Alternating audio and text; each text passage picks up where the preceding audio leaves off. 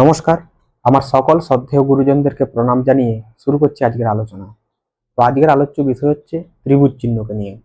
অর্থাৎ এই ত্রিভুজ চিহ্ন কি, জ্যোতিষশাস্ত্রতে ত্রিভুজ চিহ্নের গুরুত্ব কতটা, বা এই ত্রিভুজ চিহ্ন শুভ নাকি অশুভ, বা এই ত্রিভুজ চিহ্ন থাকলে কি আমাদের ভাগ্যের কোনো পরিবর্তন হয়, নাকি জাস্ট এটা একটা চিহ্ন। তার সকল প্রশ্নের উত্তর নিয়ে আজ আমি আপনাদের সঙ্গে হাজির হয়েছি, রাজেশ চক্রবর্তী। তো চলে আসি মূল আলোচনায়। তো দেখুন, এই যে ত্রিভুজ চিহ্ন, এই ত্রিভুজ চিহ্নটা কি এটা আমাদেরকে জানতে হবে। ত্রিভুজ চিহ্ন হচ্ছে তিনটি রেখার যে মিলিত রূপ ত্রিভুজ আকারের, এটাকেই বলা হয় ত্রিভুজ চিহ্ন। এবং এটাই কিন্তু আমাদের যে হস্ত করতল, সে হস্ত করতলের বিভিন্ন জায়গাতে দেখতে পাওয়া যায়। তো এটা দেখতে পাওয়া গেলে এর কি কি ফল হতে পারে। তো সর্বপ্রথম বলে রাখি, এই যে ত্রিভুজ চিহ্নটা, এটা জ্যোতিষশাস্ত্রতে একটি শুভ চিহ্ন হিসেবেই কিন্তু পরিগণিত হয়। তো এরপর আমি আলোচনা করব যে কোন কোন স্থানে থাকলে এর কি কি ফল দেয়। তো সর্বপ্রথম বলে রাখি যে দেখুন, আমাদের হাতে যে ইন্ডেক্স ফিঙ্গার বা তর্জনী আঙ্গুল, এই তর্জনী আঙ্গুলের যে নিচের জায়গাটা, এটাকে বৃহস্পতির জায়গা বলে। তো এই বৃহস্পতির জায়গায় যদি কারোর দেখতে পান যে এরকম একটা ত্রিভুজ চিহ্ন রয়েছে, তাহলে কেমন ফল দেবে।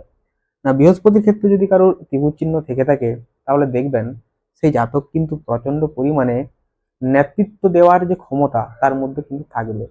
অর্থাৎ তাকে সমাজের প্রত্যেকটা মানুষ তার কথাকে মেনে চলবে, অর্থাৎ তাকে প্রাধান্য দেবে, তাকে গুরুত্ব দেবে।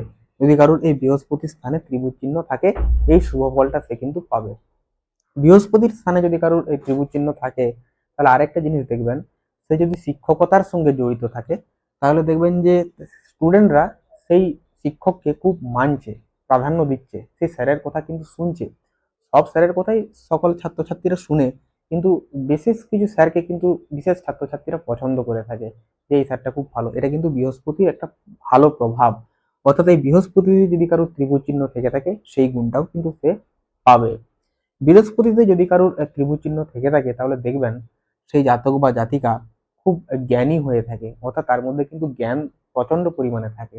সবসময় যে পড়াশোনার যে জ্ঞানটাই রয়েছে তার মধ্যে, শিক্ষাগত এমনটা নয়, তার মধ্যে সাধারণ জ্ঞান কিন্তু প্রচন্ড পরিমাণে থাকবে যদি কারোর বৃহস্পতির স্থানে ত্রিভুজ চিহ্ন পরিগণিত হয়।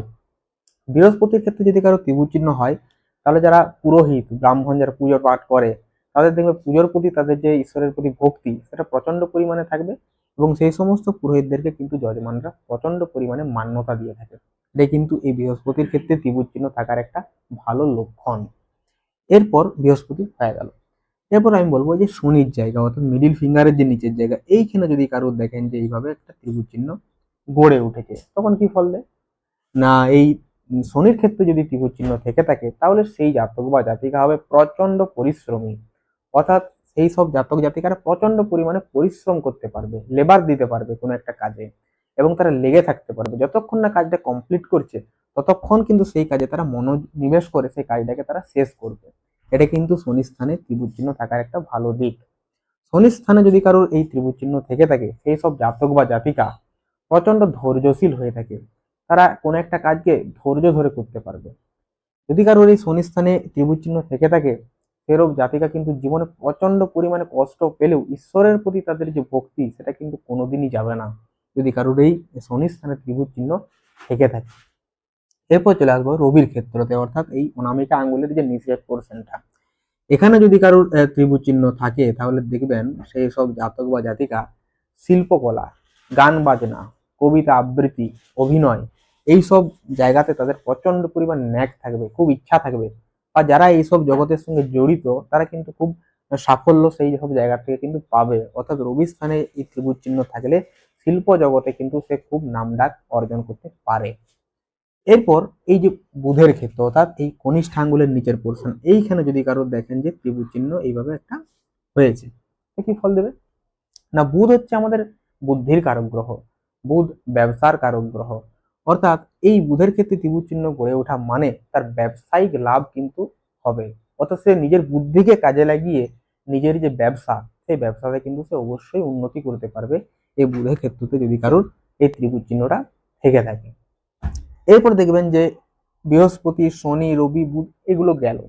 এই যে মঙ্গলের জায়গা, এইখানে দেখেন যদি কারোর একটা ত্রিভুজ চিহ্ন গড়ে উঠেছে, তাহলে দেখবেন সেই সব জাতক বা জাতিকা প্রচন্ড পরিমাণে কিন্তু সৎ সাহসী হবে। সাহস দুই রকম হয়, একটা সৎ সাহস, একটা দুঃসাহস।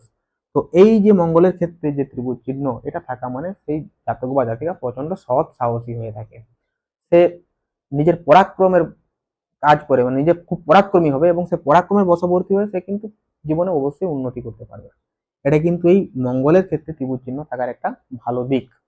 মঙ্গলের ক্ষেত্রে যদি কারো ত্রিভুজ চিহ্ন থাকে, সে কিন্তু নিজের চেষ্টায় জীবনে উন্নতি করবে। সে সবসময় চাইবে যে আমি নিজে কিছু করব, অন্যের কাছ থেকে আমি কিছু নেবো না, আমি যা করব নিজে করব। এই যে জিনিসটা, এটা কিন্তু মঙ্গলের ক্ষেত্রে ত্রিভুজ চিহ্ন থাকলে কিন্তু গড়ে ওঠে।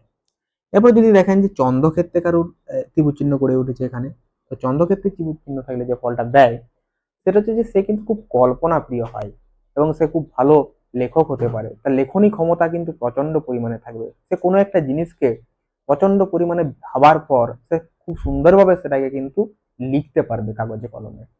এবং এই চন্দ্রক্ষেত্রে ত্রিভুজ চিহ্ন থাকার ফলে সে কিন্তু ভ্রমণ প্রিয় হবে, অর্থাৎ বিভিন্ন জায়গাতে সে ঘুরতে পছন্দ করবে। এটা কিন্তু এই চন্দ্রক্ষেত্রতে ত্রিভুজ চিহ্ন থাকার একটা ফল।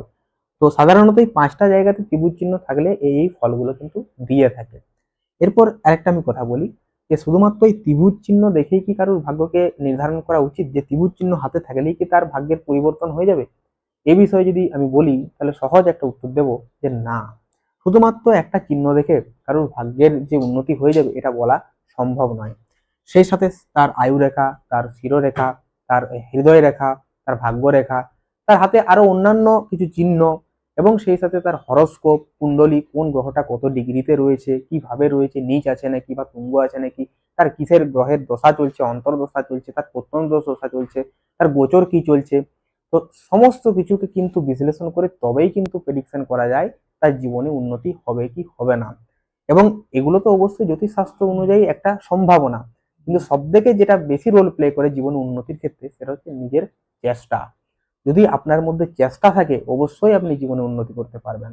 যদি দেখা যায় যে আপনার জন্মছকে গ্রহ অনেক ভালো, আপনার হাতে অনেক ভালো ভালো রেখা রয়েছে, তাও আপনার জীবনে কিন্তু উন্নতি হচ্ছে না, এর প্রধান কারণটা কি বলুন তো? এর প্রধান কারণ হচ্ছে আপনার কর্ম। কারণ আপনি কর্ম ঠিক করে করেন। আপনি যদি কর্মটা ঠিক করে করেন আপনার অবশ্যই উন্নতি হবে। এইসব চিহ্ন এগুলো হচ্ছে একটা সম্ভাবনা, এগুলো আপনাকে সাপোর্ট দেবে, কিন্তু কর্মটা তো আপনাকে নিজেকে করতে হবে। আপনি যদি কোনো কর্ম না করে চুপচাপ বসে থাকেন যে আমার হাতে এই সমস্ত চিহ্ন আছে মানেই আমার জীবনে উন্নতি হয়ে যাবে, এই বিষয়টা কিন্তু ভুল।